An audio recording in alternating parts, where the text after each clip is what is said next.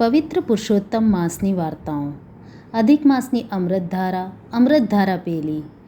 કાંઠાગોર ગૌરીની વાર્તા. પવિત્ર પુરુષોત્તમ માસ આવ્યો છે. ભાવિક સ્ત્રી પુરુષો પુરુષોત્તમ ભગવાનનું રટણ કરતા નદીએ નાહવા જાય છે. નાહીને કાંઠાગોરનું પૂજન કરે છે. પુરુષોત્તમ મહિનાની કથા વાર્તા સાંભળે છે અને મુખે પ્રભુનું રટણ કરતાં કરતાં ઘેર આવે છે. આખા ગામમાં ભક્તિભાવ ઉભરાઈ રહ્યો છે. સાસુ વહુ નદીએ નાહવા જાય છે. દેરાણી જેઠાણી નદીએ નાહવા જાય છે. નણંદ ભોજાઈ નદીએ નાહવા જાય છે. મા દીકરીએ પણ નદીએ નાહવા જાય છે. એક ગામમાં એક ડોશી રહે છે. તેને 2 દીકરા છે, 2 વહુઓ છે. છતાં ડોશીએ જુદા રહેવું પડે છે. 2 વહુઓ પણ જુદી રહે છે. આમ ત્રણેય જુદા જુદા ઘરમાં રહે છે, પણ વાર તહેવારે ભેગા મળે છે અને આનંદ કરે છે. ડોશી રોજ સવારે નદીએ નાહવા જાય છે. નાના દીકરાની વહુ પણ નાહવા જાય છે. કાંઠાગોરનું પૂજન કરી ઘેર આવે છે. પણ મોટા દીકરાની વહુને ધર્મ કરતાં ઘર તરફ વધારે રાગ છે. પૈસાનું અભિમાન છે, રૂપનું અભિમાન છે. એટલે મારું ઘર, મારો ધણી, મારો દીકરો, મારી દીકરી, મારો પૈસો કરતી ઘર કુકડી થઈને ઘરમાં બેસી રહે છે. દેરાણી નદીએ નાહવા જાય છે અને જેઠાણીને યાદ આવે છે. એક દિવસ દિલની ભોળી દેરાણી નદીએ નાહવા જતી વખતે જેઠાણીના ઘેર ગઈ અને કહેવા લાગી, ભાભી, આજે તો મારી સાથે નદીએ નાહવા ચાલો. ત્યાં નાહીને કાંઠાગોરનું પૂજન કરીશું, પુરુષોત્તમ મહિનાની વાર્તા સાંભળશું અને પછી પ્રભુ સ્મરણ કરતાં ઘેર આવી જશું. જેઠાણી કહે, એ તો વેવલીના કામ, નવરી નાથીના કામ કે નદીએ નાહવા જાય ને ગામની નિંદા કરે. એ આપણું કામ નહીં. મારે તો ઘર પહેલું, એમાંય હું એકલી થોડી છું. મારો પતિ પેઢીએથી આવે, દીકરો પાઠશાળાએથી આવે, દીકરી સાસરેથી આવે, વહુ પિયરેથી આવે અને સગાવાલા પણ આવે. વળી મારે તો કપાળે ટીક્કો, કાંખમાં કિક્કો, ઝૂલતું પારણું, ઘમ્મર વલોણું, ખતખતતી ખીચડીને સુવાવડી દીકરી. આ બધામાંથી હું ઊંચી ક્યાં આવું છું? માટે ભાઈ, તમે મારા વ્રત કરો અને નવરાશ ક્યાં છે? દેરાણીએ આ સાંભળીને દુઃખ થયું. તે તો સાસુ પાસે દોડી ગઈ અને બધી વાત કરી. સાસુ કહે, જેને ભગવાન સુખ આપે છે તે ભગવાનને જ ભૂલી જાય છે. ભગવાનની ભક્તિ વિના જન્મારો એણે જાય છે. એવું તારી જેઠાણી સમજે તો સારું, નહીં સમજે તો જેવું તેનું ભાગ્ય. દેરાણી તો રોજ નદીએ નાહી કાંઠાગોરની વાર્તા સાંભળે છે અને જેઠાણીના ઘરમાં આસના વાસનામાંથી ઊંચી આવતી નથી. કાંઠાગોર દેરાણી ઉપર પ્રસન્ન થયા અને જેઠાણી ઉપર કોપાયમાન થયા. ગોરમાએ તો જેઠાણીને શાપ આપ્યો. પરિણામ એ આવ્યું કે પતિ પેઢીએથી ના આવ્યો, દીકરો પાઠશાળાએથી ના આવ્યો, દીકરી સાસરેથી ના આવી, વહુ પિયરેથી ના આવી, ન સગાવાલા આવ્યા, ન સીમમાંથી ઢોર આવ્યા. ઝૂલતા પારણા અટકી ગયા, ઘમ્મર વલોણા ચાલતા બંધ પડી ગયા. આમ બધું ઉલટું થવા માંડ્યું. આવું જોઈ જેઠાણીનો જીવ ઊંચો થઈ ગયો. એ તો રોતી કકડતી દેરાણીના ઘેર ગઈ અને બધી વાત કરી. દેરાણી તેને સાસુ પાસે લઈ ગઈ.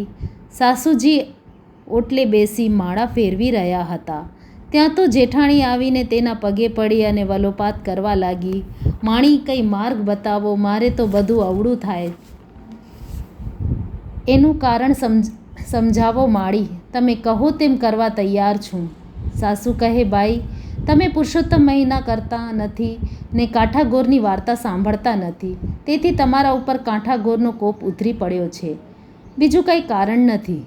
જેઠાણી બોલી, માણી, કાંઠાગોરનું મનાવવા માટે હું શું કરું? સાસુ કહે, નદીએ જઈ કાંઠાગોરનું પૂજન કરો, વાર્તા સાંભળો અને વિનવણી કરો. મારી ભૂલ થઈ. હવે કોઈ દિવસ ધર્મનો અનાદર કરીશ નહીં, વ્રતને વખોડીશ નહીં. જેઠાણી કહે, માણી, શું લઈને નદીએ જાઉં જેથી કાંઠાગોર રીઝે?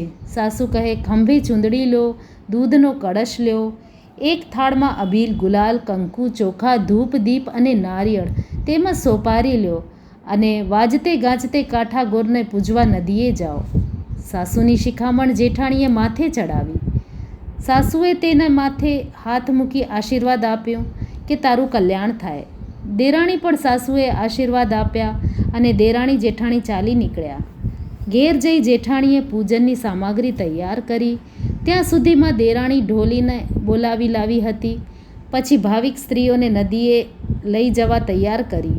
બધી સ્ત્રીઓને ત્યાં પ્રભુ નામની ધૂન જગાડી અને જેઠાણી વાજતે ગાજતે કાંઠાગોરનું પૂજન કરવા નદીએ ગઈ. જેઠાણી નદીએ આવી અને પુરુષોત્તમ ભગવાનનું સ્મરણ કરી હરખભેર નાઈ અને પુરુષોત્તમ ભગવાનથી ક્ષમા યાચી. હે પુરુષોત્તમ ભગવાન, હવેથી હું વ્રત ઉપવાસ કરીશ. મેં વ્રતની અવગણના કરી તે બદલ ક્ષમા આપો. એવી જ રીતે કાંઠાગોરને પણ કાલાવાલા કર્યા. પછી તેને કાંઠાગોરની વાર્તા સાંભળી અને વિધિપૂર્વક કાંઠાગોરનું પૂજન કર્યું. ચૂંદડી ચડાવી ખોડો પાથરીને માને પ્રાર્થના કરવા માંડી.